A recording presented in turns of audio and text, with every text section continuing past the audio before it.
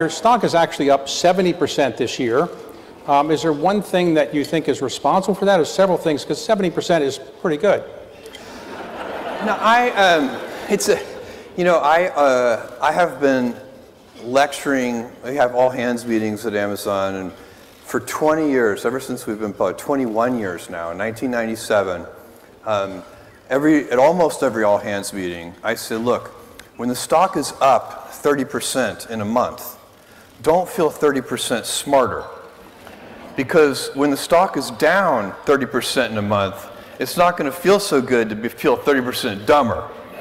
And that's what happens. Never spend any time thinking about the daily stock price. I don't. Okay, so as a result of going up 70% this year, you have become the wealthiest man in the world. Is that a title that you really wanted, or not? Is it a burden? I can assure you I have never sought that title. And it was fine being the second wealthiest person in the world. That actually worked fine. It isn't a...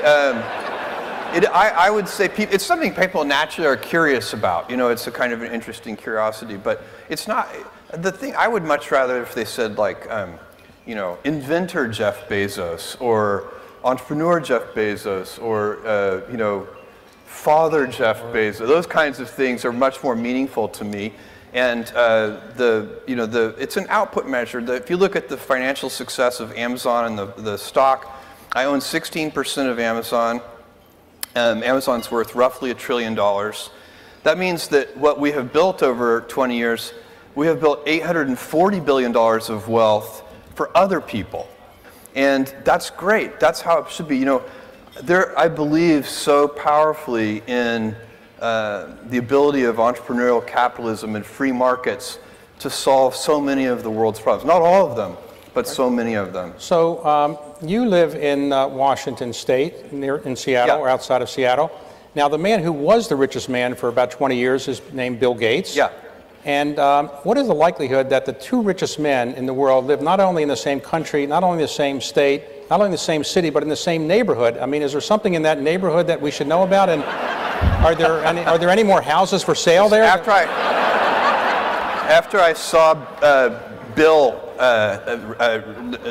not too long ago, we were joking about the world's richest man thing, and I basically said I said you're welcome, and he immediately turned to me and said thank you.